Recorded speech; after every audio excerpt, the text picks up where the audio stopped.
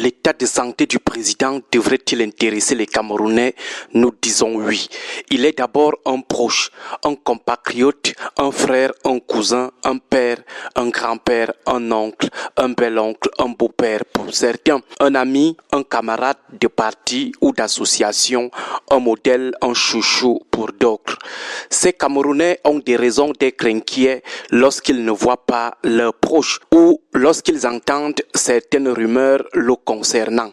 Il ne faut pas seulement voir ce qui ne l'apprécie pas, il faut aussi voir ce qui lui voue une affection indéfectible. Les Camerounais devraient-ils s'inquiéter de l'absence de plus de 45 jours de leur président du territoire national? Nous disons également oui, parce que c'est de l'inédit dans la gestion des républiques.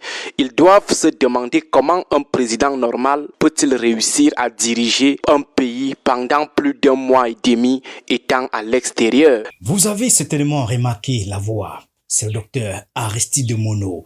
Avec sa langue bien aiguisée, il ne se gêne pas pour balancer sur les manquements du régime. Quand il s'agit de critiquer, il est toujours prêt à dégainer ses mots comme des flèches. En ce moment, l'absence prolongée du chef de l'État et les rumeurs sur sa santé font le tour des discussions.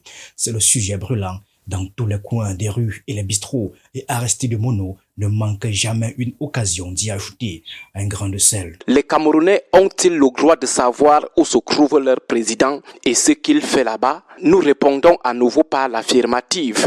Un président ne s'appartient pas. En tant qu'employé du peuple qu'il a choisi et le paye chaque mois avec tous les avantages qui vont avec, ce peuple qui est l'employeur du président doit savoir où il se trouve, où se trouve son employé. Il doit savoir pourquoi il continue de le payer alors qu'il ne le voit pas, alors qu'il ne justifie pas son absence de l'entreprise, alors qu'il ne sait pas s'il travaille ou s'il est dans ses balades.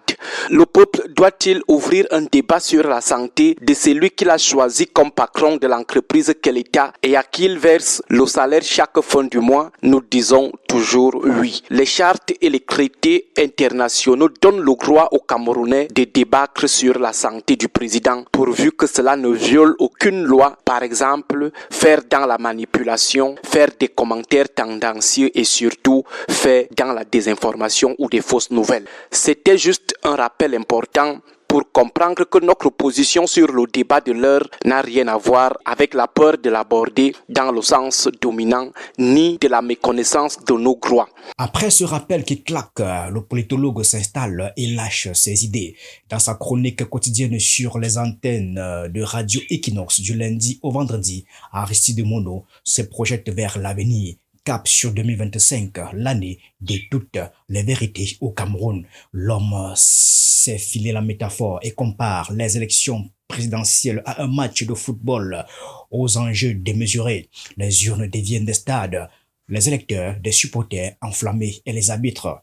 Eh bien, on sait tous qui ils sont. La mobilisation est grande. Même si le joker de l'adversaire est sur la touche, ce match va avoir lieu. Pas de temps à perdre. Allons écouter Aristide Mono. Cette position concerne exclusivement le peuple du changement. Notre position est donc la suivante.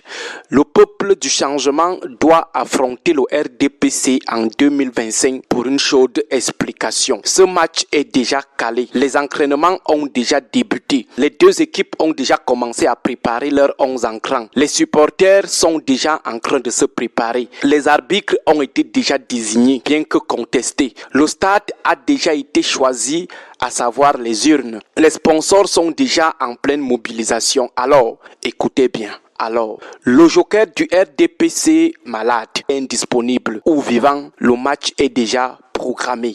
Alors, ce qui reste au peuple du changement, c'est la concentration maximale sur le match, qu'il soit anticipé ou pas. Concentration maximale sur les préparatifs de ce match. Le Real de Madrid ne doit pas arrêter ses préparatifs de la finale de la Ligue des Champions parce que Lionel Messi du Barça est malade.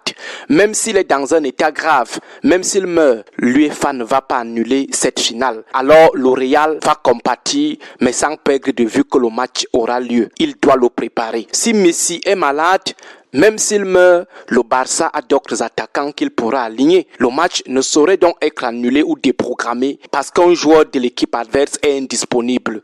Une équipe, c'est une vingtaine de joueurs. Si votre joker est blessé, ce n'est pas l'affaire de l'équipe adverse. Si votre joueur est décédé, comme ces joueurs du Togo décédés, alors que l'équipe se rendait à la Coupe d'Afrique, le Togo avait toujours joué son match.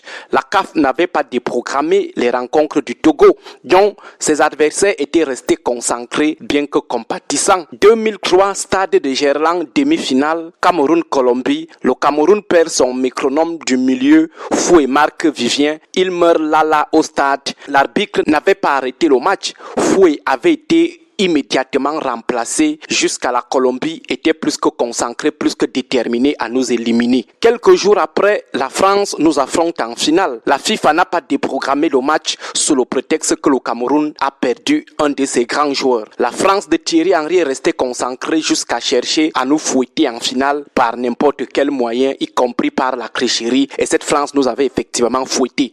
Alors, selon la constitution camerounaise, en cas de vacances de pouvoir, c'est le patriarche Nyat Djifendi, âgé de 90 ans, qui endosse le rôle d'intérimaire du président. Le président du Sénat a fait son grand retour au Cameroun en mars 2024 après plusieurs mois d'absence pour des soucis de santé. Le temps de se faire pour se faire réélire à la tête du Sénat pour la 11e fois.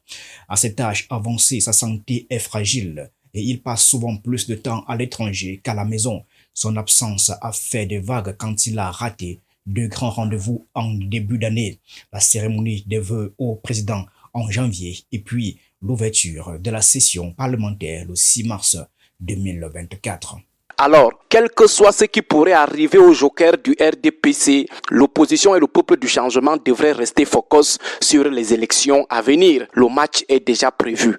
Autrement dit, ils n'ont pas à se laisser déconcentrer par le débat sur l'état de santé du président. Si le président n'est pas là un jour, la Constitution règle rapidement le problème. Joe Biden est malade. Pourquoi les Américains ne s'enflamment pas? Ils ne s'enflamment pas parce que la Constitution réglera tout en cas de vacances. Au Cameroun, le président du Sénat est là. S'il n'est pas là, les vice-présidents sont là. Alors si l'opposition et le peuple du changement cherchent quoi faire, qu'ils se concentrent sur 2 choses. Qu'ils se préparent à être intransigeants sur 2 choses. La première, le respect strict de la Constitution et la deuxième, l'organisation des élections libres et transparentes déjà prévues. Le reste, c'est la cuisine interne du RDPC. Si le RDPC veut qu'il aligne qui il veut en 2025, c'est son problème. Pourvu que la Constitution soit strictement respectée et que les élections claires et transparentes soient finalement organisées au Cameroun. C'est là où le peuple doit attendre le RDPC et non sur les débats autour de la vacance. La Constitution est claire dessus. Il faut juste amener le RDPC et contraindre le RDPC au cas où à respecter cette constitution et à organiser après des élections libres et transparentes. Bon début de semaine à vous tous. Un immense merci et un fantastique début de semaine à toi aussi, cher Aristide Mono, et à tous nos précieux abonnés. Que cette semaine soit aussi épique que vos rêves les plus fous. Que chaque jour soit rempli de surprises incroyables et des moments mémorables. Votre confiance qui grandit tous les jours nous touche profondément et nous sommes impatients de partager encore plus d'aventures avec vous. Allez, on y va. C'est parti pour une semaine sensationnelle.